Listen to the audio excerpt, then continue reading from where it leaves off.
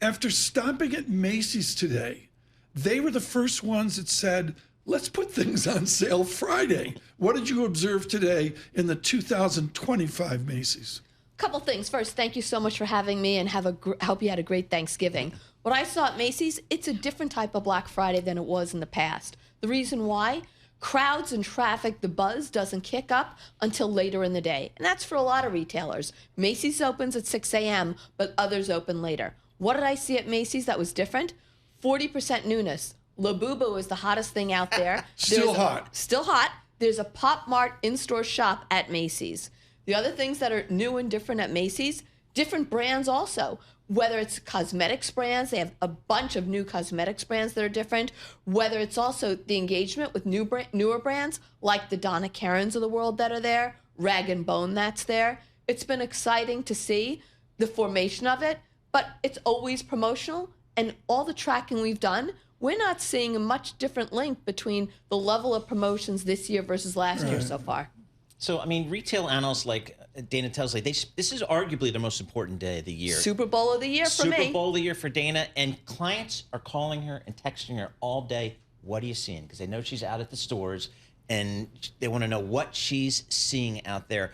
How do you expect this holiday season to be, and just in terms of dollars for the retailers? Are the retailers optimistic here? I think they're cautiously optimistic. You really have a bifurcated consumer. I mean, that high end is spending. Yeah. Obviously, you've seen the benefits of the stock market, the wealth effect that Ed just talked about. On the low end, the pressure points, obviously prices have gone up. Retailers are striving to make sure that opening price point items stay as close as possible and no increases. But you are seeing consumers search for value, search for more promotions in order to drive conversion. And that's why what the theme of Holiday 25 is, newness and value. Offer something new, offer value, and you'll get conversion. Ed Yardeni, one top strategist on Wall Street. Dana Telsey, top retail analyst on Wall Street. What do they have in common, Tom? C.J. Lawrence.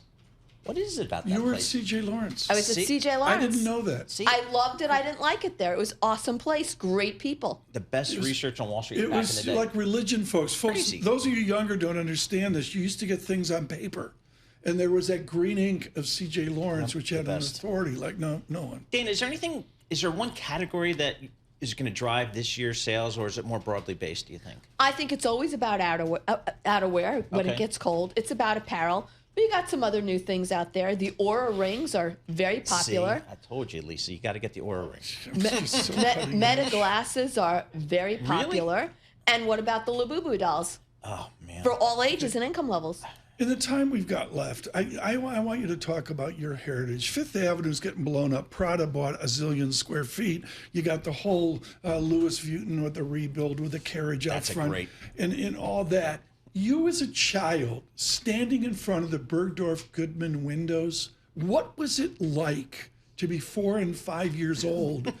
Nothing's changed, right? It's still the same Bergdorf magic. looks still the same, but it's still the Aura. And having that snowflake above 57th Street with the Empire State Building in the background with different colors off the top, there's nothing in the world like it. With troubled luxury, will we see mergers this year? I don't know if you see mergers. I think you see more companies opening more of their own stores. You've seen some divestitures. You look at, obviously, Versace was sold to Prada. You've seen that. Let's see what happens with Giorgio Armani, given his passing. I got to give you the same question I gave the wonderful Steve Sadov, who was with us in the last hour. What would you do with Gucci?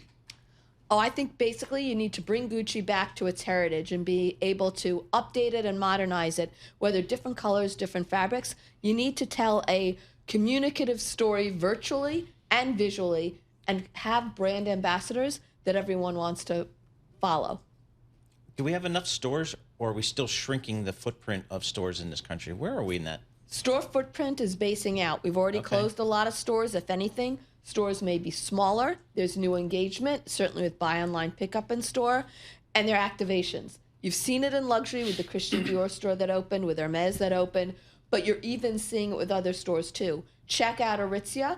It's a destination. Oh, that's how you pronounce that. Aritzia. Lisa Mateo was all in on that, right? Oh, love their jeans. I just went shopping. I went to Soho with my daughter. Well, what about puffer jackets? It is cold outside. Yes.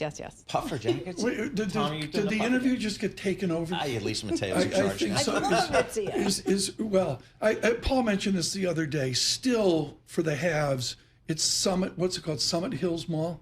Short Hills. Short Hill Mall. Yep. In near Summit, New Jersey. Chestnut Hill Mall in Boston. Those Highland Park, whatever, in Dallas. Where are they in 10 years?